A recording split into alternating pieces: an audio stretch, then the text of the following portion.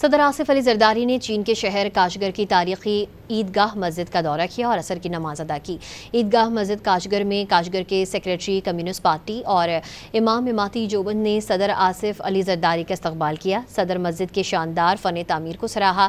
صدر کو مسجد کی تاریخی اہمیت اور ورثے پر بریفنگ دی گئی۔ اس موقع پر پاکستان اور چین کے سفیر سینیٹر سلیم مانوی والا اور وزیر توانائی سندھ ناصر حسین شاہ بھی صدر کے ہمراہ تھے۔ صدر آصف علی زرداری نے چین کے شہر کاشگر کی تاریخی عیدگاہ مسجد کا دورہ کیا اور عصر کی نماز ادا کی۔ عیدگاہ مسجد کاشگر میں کاشگر کے سیکریٹری کمیونسٹ پارٹی اور امام اماتی دیوبند نے صدر آصف علی زرداری کا استقبال کیا۔ صدر مسجد کے شاندار فن تعمیر کو سراہا۔ صدر کو مسجد کی تاریخی اہمیت اور ورثے پر بریفنگ دی گئی۔ اس موقع پر پاکستان اور چین کے سفیر سینیٹر سلیم مانوی والا اور وزیر توانائی سندھ ناصر حسین شاہ بھی صدر کے ہمراہ تھے۔